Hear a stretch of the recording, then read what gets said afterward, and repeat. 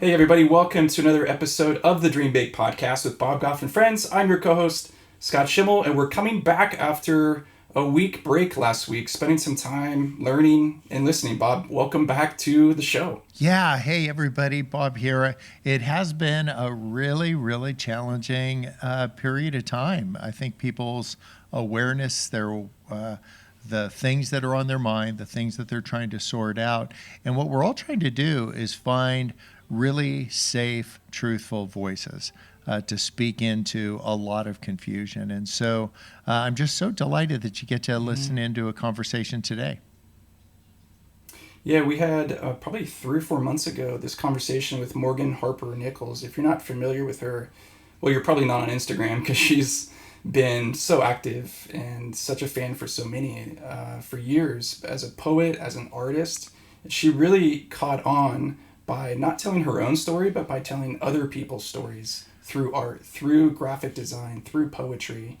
And as people, as we are, like everybody, learning how to listen in this new time, she's a voice that I think can lead us, teach us. How do we go about listening?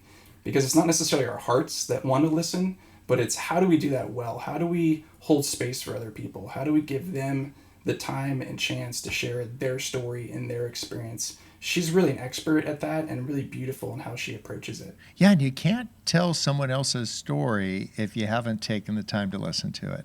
And I hope that that will be one of our reactions to all of the things that have been going on. We'll take a moment, take a genuine interest in the other people around us, so that we can not just tell our story, but we can tell their story.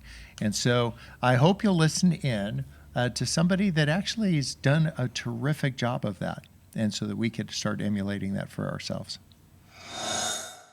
Hey, Morgan, thank you so much for joining us today. I am so excited for people to hear from you. For the people that haven't met Morgan Harper Nichols, she has a new book out. It's called All Along You Were Blooming. So let's talk about that. Who are you? Can you give us an introduction and tell us what you're about? Yes, so I am a writer and an artist, and in many ways, I feel like what my day to day looks like. It's a lot of the stuff that I love to do at 6 years old. Yeah, nice. And I spent a long time of my life kind of like, oh, well, I love to make things. I love to write, but I guess I got to go do grown up things. But the past 5 years of my life, after a big career change, I was like, I don't know what to do. And essentially, I just started trying to write poetry and make art about that exact thing of just feeling like I wasn't headed anywhere, like nothing was going on. And as it turns out, a lot of other people feel that way. So I write for people's stories. So people can Instagram DM me or email me stories or topics, questions, and I respond with art. And I Wow. thought I would do it for like a week in 2017. And here we are 3 years later. And before this conversation, I was doing just that. It's become a huge part of how I connect with others and how I also like get connected with my own story too. So Yeah, you're touching millions, literally, actually millions of people's lives with your art. That's a long way to come from being a musician and touring and all that. And I think we're all wondering the same thing when we're on this podcast. Those that listen to this Dream Big podcast are wondering how I've got this ambition. There's some things that I'm capable of doing. For you, singing, it was in the arts. But then you refined that. You gave it a quarter of a twist. Can you tell us about where that happened? There's all these things you're good at, and you could have continued to do the things that you're capable of. But you said, I actually want to give it a quarter of a twist and actually start telling other people's stories through my art.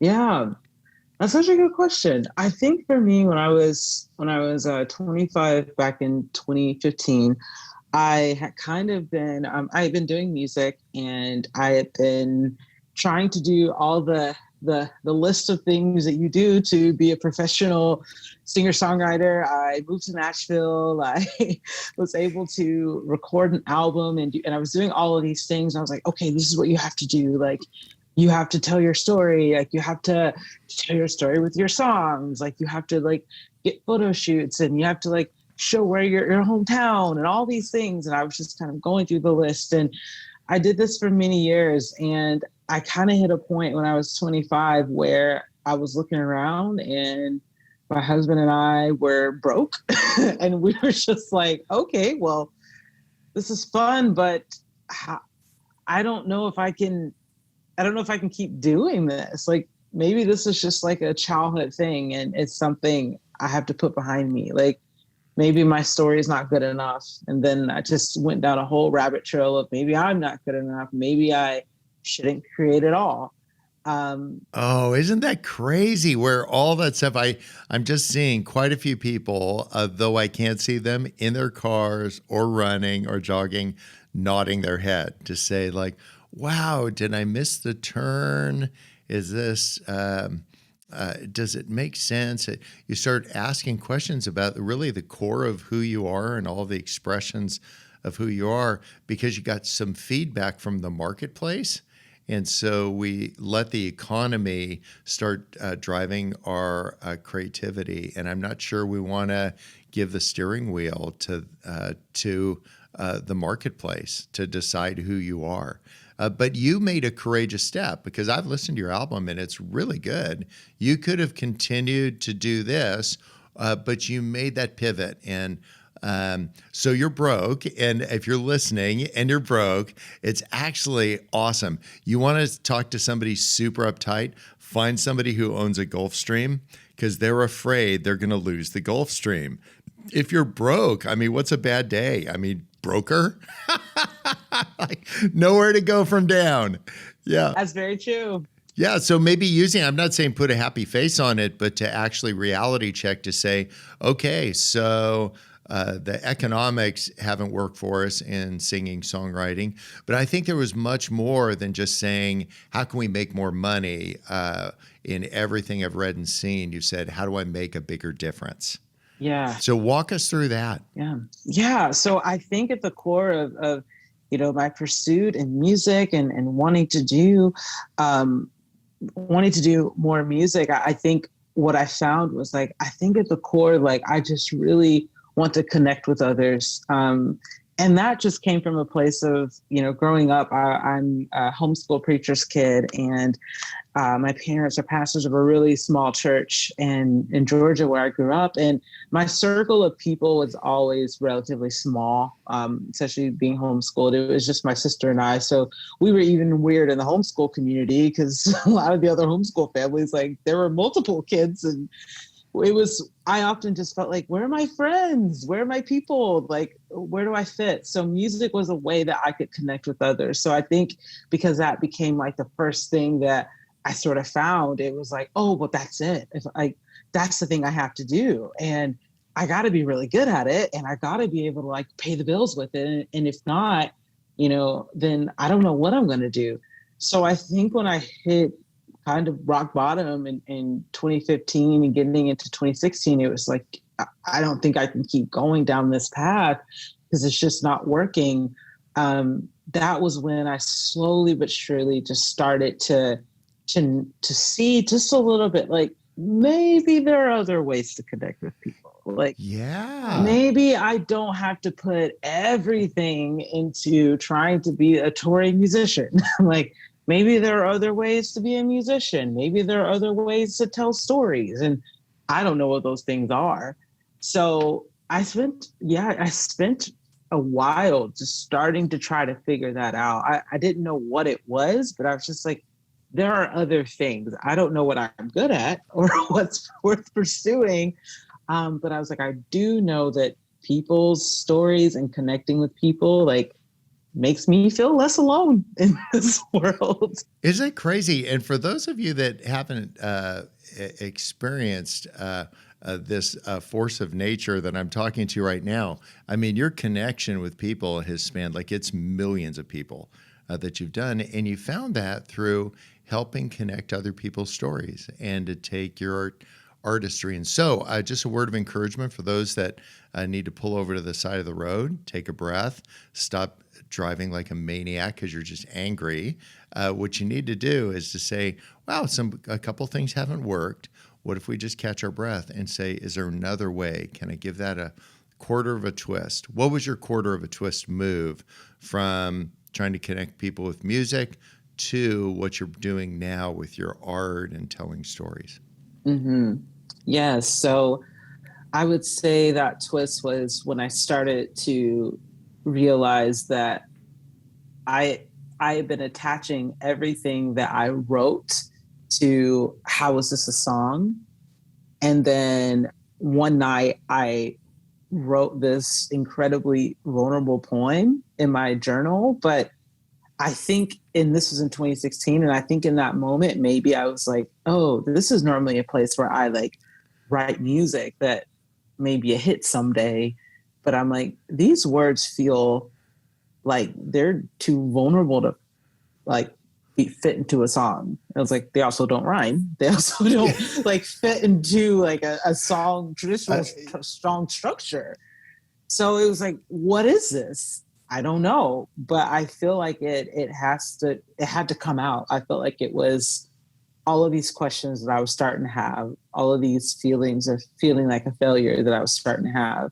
And the poem starts with, it says, when you start to feel like things should have been better this year, remember the mountains and valleys that brought you here. Well, it does rhyme, but it's just a long time between the rhyming lines. But it was just a very like, oh, why am I sharing that I felt like a failure this year? Like, that's not something I normally share. Aren't I supposed to be presenting myself as this artist who's on the way up the mountain? Like, why am I talking about this? Like, where is this coming from?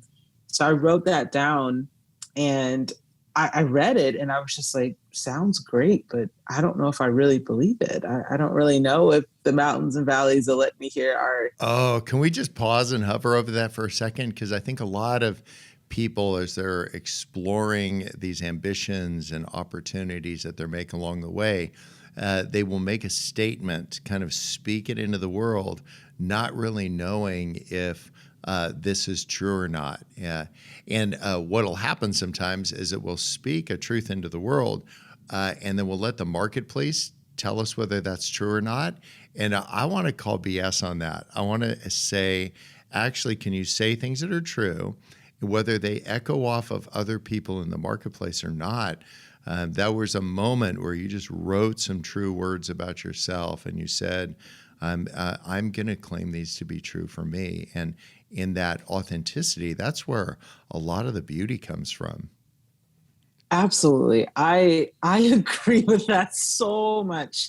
And I think it's because like that's where I was in my story. I got to a point where I would say something. Like I remember one particular time I was in a songwriting session with a writer who I don't even remember their name.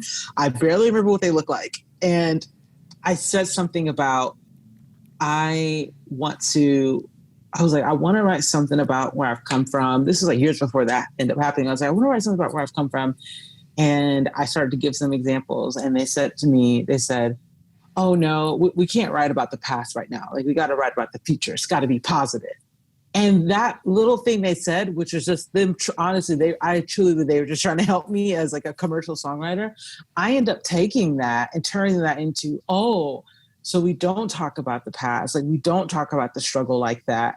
Okay. And I was like, whoa, like I allowed that moment to filter. Yes, you made that a rule. Yeah. Yes, I made it a rule. And it was subconscious. I didn't even realize I did it till years later. I was like, whoa, that's huge. So I even think, yes, with, social media sharing there, but even sometimes like we can share things with people and they can honestly, truly have the best intention in wanting to help us. But because their reaction wasn't positive or what we expected, we can think, oh, well, maybe I should be quieter about that. Maybe I shouldn't share that. And yeah, so I feel like I'm growing, still growing for sure in terms of like being aware of that, being aware of like sometimes like the words that fell on the page, like that was just for you to read. Like sometimes it's for a book and sometimes it's just for you. Yeah, beautifully said. I think sometimes if you could just have that moment of pause and not give other people license to rewrite your words for you, that's what I was hearing. To say, these are things, actually don't try to make my words better right now. I want to make them more authentic to me. Let me just sit in them. And then instead of telling people, no, you've got to actually don't look back, look forward, just say like, that's great. That perhaps is what you're doing. And I wish you well on that journey. And I actually don't even need your permission to go on mine. And I'm not going to give that kind of control to someone else. And it's not like they're trying to keep you down. They're just situationally unaware of what your situation is. They just don't know what's going on in your head. But then you ended up giving that still another twist. And there's 1.1 million people on Instagram that are saying, yes, I resonate with these things. And the reason why is you started telling other people's story in art and in words. Tell us about that. Yeah, so that poem that I wrote, and I wrote that at end of 2016, and I got ready to actually share it on Instagram, and then I just like freaked out, and I was like, nope, too vulnerable, not sharing that. Like, like it's one thing to feel these things, it's another to like share it with everyone. But at the same time, I felt like I just felt this like little bit of like, I just feel like I need to like release this out into the world. I don't know why.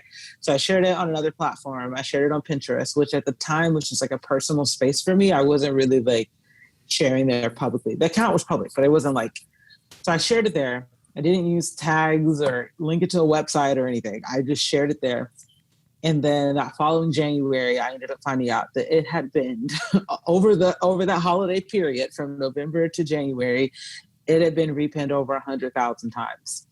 And till this day, I have no idea how it happened. I've like tried to go back and scroll through and see like where did this take off? But I honestly, I think now I can see, I'm like, oh, it was just person by person. And when that happened, I would love to say the first thing I felt was, this is my purpose. Now I know what I'm going to do. But I actually I said to myself, I was like, you know what? Things go viral all the time. This is nothing. I was like, this isn't anything sustainable. This is a one-time thing. But the thing that unlocked it all for me and made me realize the whole aspect of writing for people's stories was I started to get messages from what most people would say are just everyday people, like didn't have a lot of followers or anything. And a lot of young people, a lot of young women saying things like, last year was the worst year of my life. And this is what this poem meant to me. Thank you for writing this. And their messages brought me back to the ground. Yeah, beautiful. It was that showed me, oh, wait a second. All along, I've been trying to write my way up the ladder. And all along, I just needed to stay here on the ground and just look around. The people that I was meant to connect with are right here. Ordinary people. They are not industry people. They're teenagers, many of them, who are asking questions and their lives were dealing with uncertainty. They were freshmen in college who were dealing with things I was dealing with as a freshman in college. And then there were people who were dealing with things that were just far beyond anything I could ever imagine. And my jaw would just drop at some of these stories. I'm like, how on earth are you 21 and you've been through all of this? Yeah. Like, this isn't fair. It's not right. And I got to a point in 2017 where I was like, you know what? I may not be able to figure out this whole art as a career thing. I may not be able to be the best songwriter that ever lived. I may not be able to figure those things out. But I was like, I can at least write for her. I was like, I can at least write for this person who just messaged me. And that's how it started. It was just like, in that way, it kind of felt like a responsibility. I was like, man, like if they feel like they can share that with me, like some stranger on the internet who just shared one poem, I'm like, I can at least respond to them.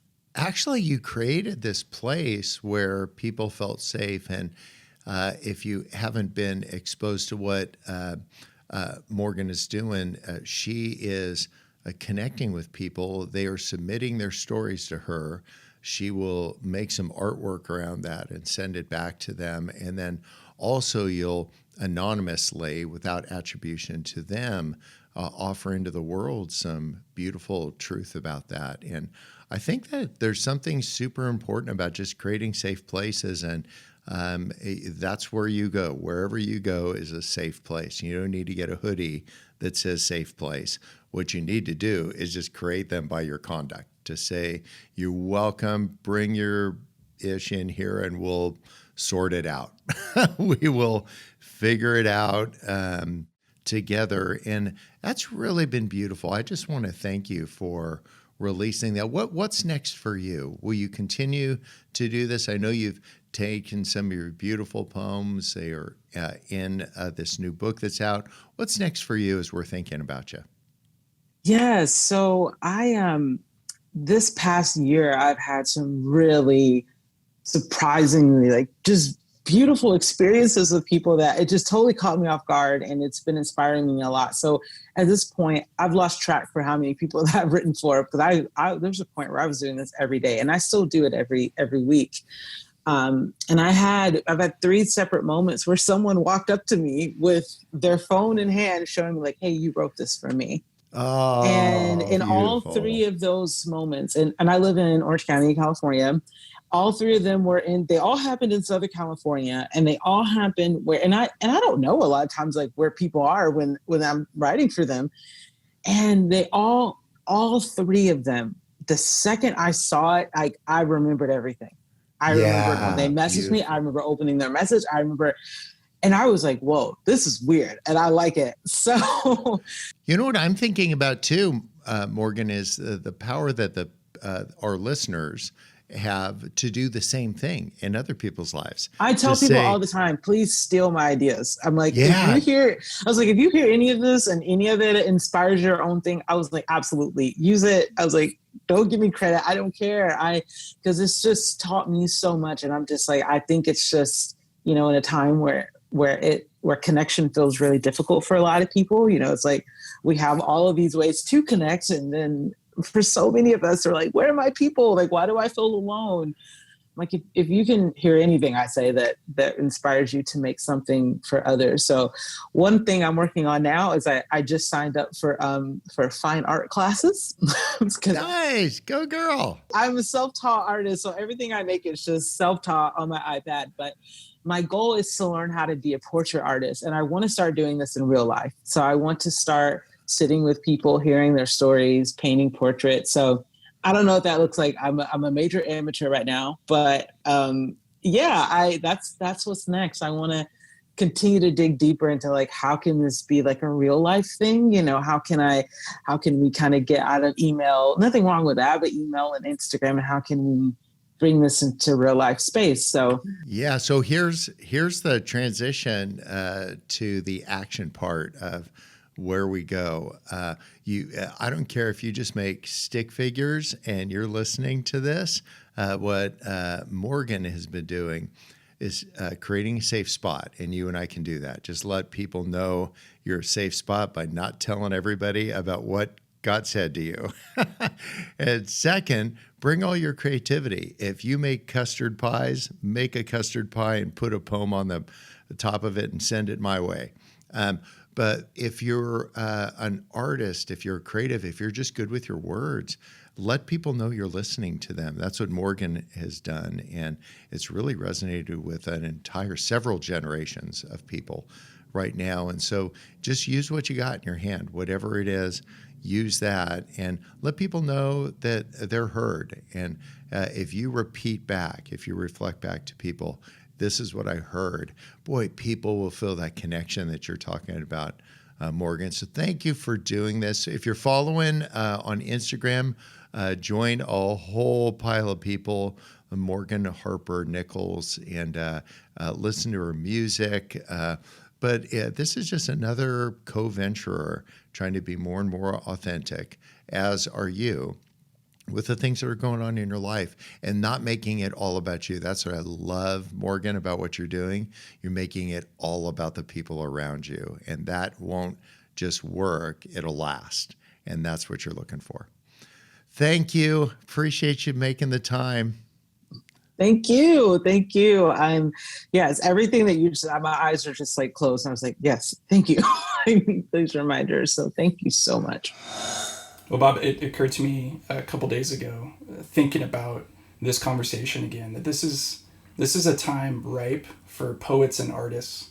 This is a time to listen through the lens of artistry, through our hearts. And Morgan does such a beautiful job doing that. And it's hard sometimes to hear other people and their experiences. Why do you think that is? Well, I think there's just a lot of volume and a lot of noise to speak over. Mm-hmm.